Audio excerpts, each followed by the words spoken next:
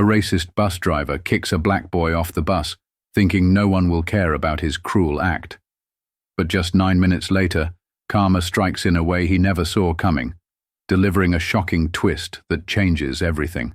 The bus hissed to a halt at the corner of Willow and 3rd, a quiet intersection surrounded by old storefronts and cracked sidewalks. It was an unusually hot afternoon, the kind of day where tempers flared and patience wore thin. Michael Davis, a middle-aged bus driver with thinning hair and a sharp tongue, had been driving this route for years. To him, it was just another monotonous day behind the wheel. As the bus doors slid open, a boy no older than 12 climbed aboard. His small frame was wrapped in a worn-out school uniform, his sneakers scuffed from overuse. He was holding a crumpled dollar bill in one hand and a school backpack in the other. His wide eyes darted nervously as he searched for an open seat. "Where's the rest of it?" Michael barked, glaring down at the boy. The boy flinched under the driver's sharp tone. "I only have this," he stammered, holding up the dollar. "I just need to get to Oak Street. It's only 3 stops." Michael folded his arms, his scowl deepening. He glanced at the line of passengers waiting behind the boy, and then back at the crumpled bill. "Rules are rules, kid. If you can't pay the full fare, you're not riding my bus." A murmur rippled through the passengers, but no one spoke up. The boy looked down, his face flushed with embarrassment. "Please," he whispered. "It's all I have." Michael sighed, loud and exaggerated. He leaned closer, his voice dripping with disdain. "Listen, kid. You think I'm running a charity? Off my bus. Now." The boy hesitated, his lip quivering as he glanced back at the passengers. Most avoided his gaze, their heads turned to the windows or their phones. Finally, with a defeated nod, he stepped off the bus. The doors hissed shut behind him, and the boy was left standing on the hot sidewalk, clutching his backpack. Inside the bus, an uneasy silence hung in the air as the vehicle lurched forward. A woman seated near the front leaned toward Michael. "You didn't have to do that," she said quietly. Michael shrugged. "Not my problem. Kid needs to learn how the world works."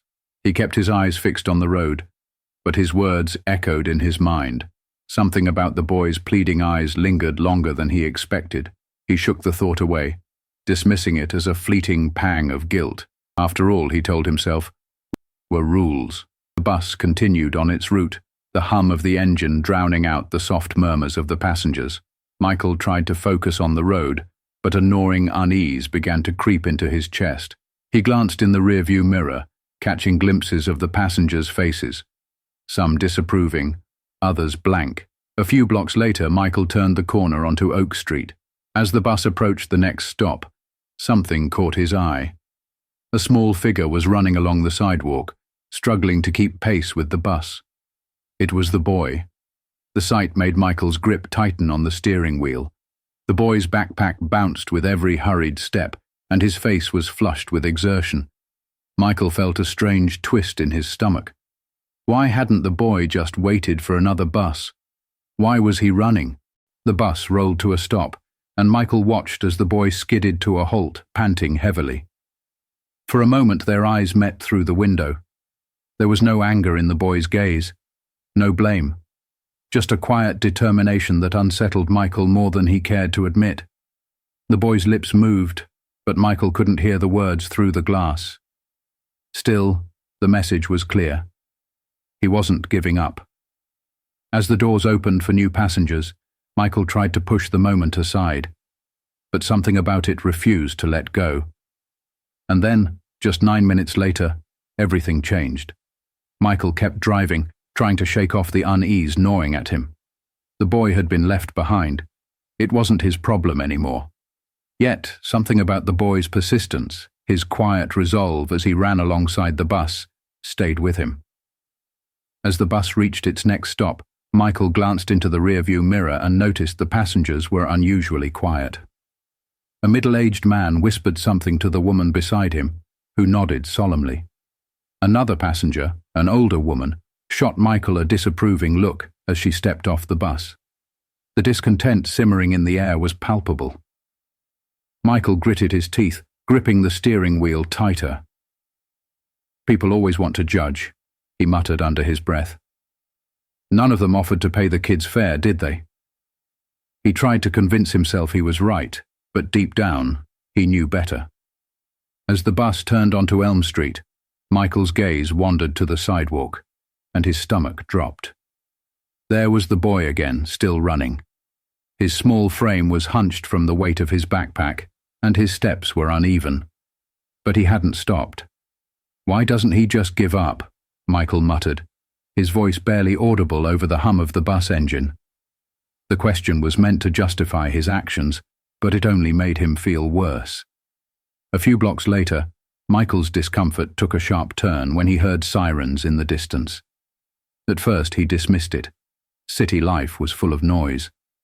But as the bus approached the next intersection, the scene unfolding ahead made his breath catch.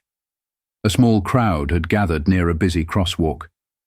2 police cruisers were parked haphazardly at the curb, their lights flashing in sync. Paramedics were crouched over a small figure on the ground, and Michael's chest tightened.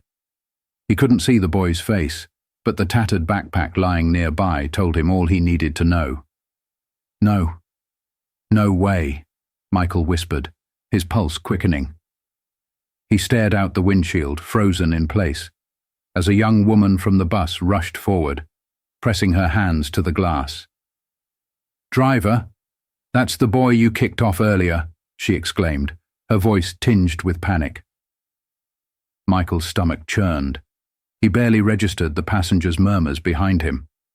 The boy he'd so coldly turned away just minutes ago was now lying motionless in the street. He parked the bus a few feet away and stepped off, his heart pounding. The paramedics worked methodically, checking the boy's pulse and placing an oxygen mask over his face. One of them glanced up and shook his head, muttering something to the officer beside him. Michael felt rooted to the spot, unable to move. "What happened?" he finally managed to ask. One of the bystanders, a man in a mechanic's uniform, turned to him with a mixture of anger and disbelief. "He got hit trying to cross the street," the man said. "He was chasing after your bus." The words hit Michael like a punch to the gut. His knees felt weak as he looked at the boy again. The boy's small body seemed so fragile, his chest barely rising under the oxygen mask. The realization crashed over him. This wasn't just an accident. It was the direct result of his actions. "I didn't mean for this to happen," Michael mumbled, his voice barely audible. The mechanic snorted. "Didn't mean to. You kicked the kid off your bus. He was trying to keep up with you." Michael staggered back, the words cutting deeper than he thought possible. The faces around him were a mix of pity, anger, and disappointment. The woman who had spoken up earlier on the bus was now glaring at him, her arms crossed tightly. The hot afternoon sun burned against his skin as he walked away, aimlessly at first, until he found himself standing outside a small coffee shop. He didn't want coffee. He just needed a moment to breathe. But even as he stood there, the images in his mind wouldn't stop. Michael pulled out his phone and hesitated before dialing. After a few rings, a voice answered. "Metro Transit Dispatch, this is Angela." It's Michael," he said, his voice shaking. "I need to file an incident report. There was a—" He stopped, struggling to find the words. "There was a boy. He was hurt after I kicked him off my bus. I need to know if he's okay." Angela paused. "Michael, what happened?" "It's my fault," he admitted, the words tumbling out in a flood of regret. "I didn't let him ride because he didn't have enough money, and now he's in the hospital." Angela's tone softened, but her words carried weight. "I'll make some calls, but you need to be ready. Something like this. It doesn't just go away." Michael hung up, feeling the enormity of her warning. He couldn't erase what had happened, and the truth was bound to come out. Hours later, Michael sat in his dimly lit apartment, staring at the news. The local station had already picked up the story. Young boy struck by car while chasing after city bus. The anchor's words echoed in his ears as they described the incident, leaving out the driver's name for now but hinting at the controversy brewing over the refusal to let the boy ride. Michael's chest tightened as they showed a photo of the boy, taken from a school fundraiser flyer. His name was Isaiah. The picture showed him smiling brightly, a stark contrast to the pale, motionless figure Michael had seen on the stretcher. The next morning, Michael knew he couldn't stay silent. He needed to know if Isaiah was okay, and he needed to make things right, even if it felt impossible. He called the hospital listed in the news report and hesitantly asked about Isaiah's condition. "He's stable," the nurse said, "but his injuries are serious. He'll need time to recover." Michael felt a wave of relief, but it was quickly replaced by guilt. Stable wasn't the same as fine. He couldn't shake the feeling that he was responsible for every bruise, every broken bone. Later that day, he drove to the hospital, unsure of what he would say, or even if the family would agree to see him. Standing at the entrance, he felt a lump in his throat as he imagined the anger, the accusations he'd face. But he owed them an explanation. When he finally found the courage to ask for Isaiah's room, a nurse led him down a quiet hallway. Isaiah's mother, a weary-looking woman with tired eyes, was sitting in a chair by the door. She looked up as Michael approached, her expression hardening instantly. "Who are you?" she asked, her voice tense. Michael swallowed hard. I'm the bus driver," he said. "I'm the one who... You're the one who kicked my son off the bus," she finished for him, her voice laced with pain and anger. Michael nodded, unable to meet her gaze. "I'm so sorry. I can't begin to tell you how much I regret what I did. It was cruel, and it was wrong." For a moment she said nothing, just stared at him with eyes that held a storm of emotions. "Do you think an apology is going to fix this?" she asked finally, her voice breaking. "Do you have any idea what could have happened to him?" Michael shook his head, tears welling in his eyes. "I don't expect forgiveness. I just wanted you to know how sorry I am, and if there's anything I can do to help." "You've done enough," she said sharply, standing. "Isaiah is a strong boy, but he shouldn't have to be. What kind of person looks at a child and turns him away like that?" Her words cut deep, but Michael knew he deserved them. As she walked back into Isaiah's room, she paused and looked over her shoulder. "If you really want to help, think about why you did it in the first place."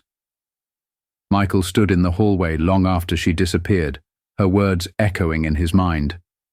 Why had he done it? Why had he let something as trivial as a few dollars blind him to the humanity of a child? As he left the hospital, Michael realized this wasn't just about Isaiah. It was about all the people he'd dismissed, all the times he'd let rules and prejudices dictate his actions. If he wanted to make amends, he'd have to do more than apologize. He'd have to change. The days after Michael's visit to the hospital were heavy with self-reflection. He went through his routines on autopilot, but nothing felt the same. Every time he sat behind the wheel of his bus, he saw Isaiah's face. Every time he opened the doors, he thought about the countless people he had judged, dismissed, or ignored over the years. Michael knew he couldn't undo the past, but he could choose what came next. He decided he wouldn't let his mistake end with an apology. It had to mean something more. The first step was personal accountability. Michael approached his supervisor at the Metro Transit office, admitting to the full extent of what had happened. It was a difficult conversation. The supervisor listened in silence before responding, her expression stern. "Michael, I appreciate your honesty, but this kind of behavior doesn't reflect the values we stand for. There will be consequences," she said, handing him a formal notice of suspension. "Use this time to figure out how to make things right, not just with us, but with yourself." Michael left the office with mixed emotions. The suspension stung, but he couldn't argue with it. He realized that redemption wasn't about avoiding consequences. It was about accepting them and choosing a better path. Over the next few weeks, Michael began taking small but significant steps to address the harm he had caused. He reached out to community organizations that supported families like Isaiah's. One group, a local non-profit providing free bus passes to underserved kids, caught his attention. Michael started volunteering with them, helping to distribute passes and organize fundraising events.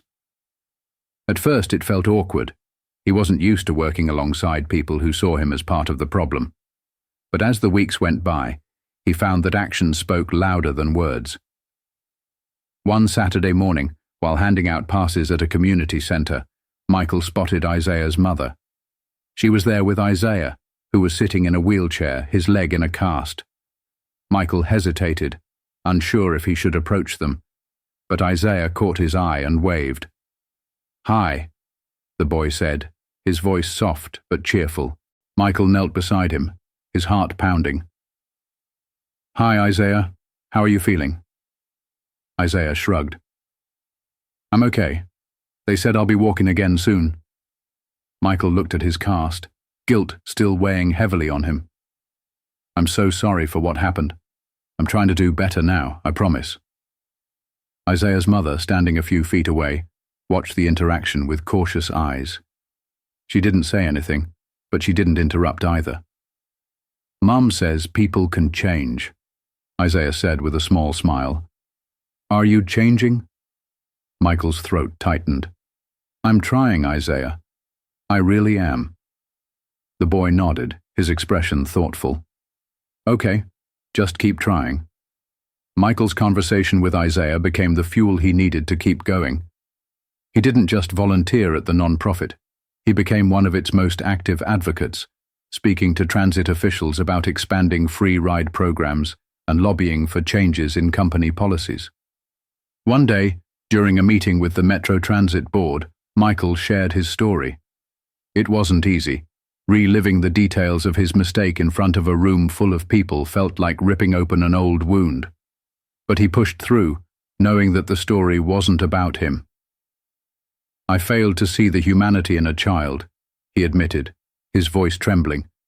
"And because of that, he got hurt. But what I've learned since then is that we all have a choice.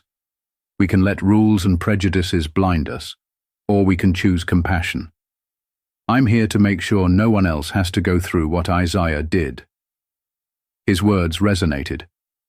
By the end of the meeting, the board approved a pilot program providing free bus rides for students in low-income neighborhoods. It was a small victory, but to Michael, it was a step toward atonement. Months later, Michael was reinstated as a bus driver, but he wasn't the same man who had barked at Isaiah that day. He greeted every passenger with kindness, offering a smile or a word of encouragement. When someone couldn't afford the fare, he didn't hesitate to let them ride. One afternoon, while driving his route, Michael pulled up to a familiar corner. Isaiah was there, standing with his cast-free leg, holding his backpack. Michael opened the doors, his heart swelling with relief. "Hey, kid," Michael said with a warm smile. "Hop on, this one's on me." Isaiah grinned as he climbed aboard, settling into a seat near the front. For the rest of the ride, Michael felt lighter than he had in months. He couldn't change the past, but he had found a way to move forward, not just for Isaiah, but for himself, and for every person who stepped onto his bus.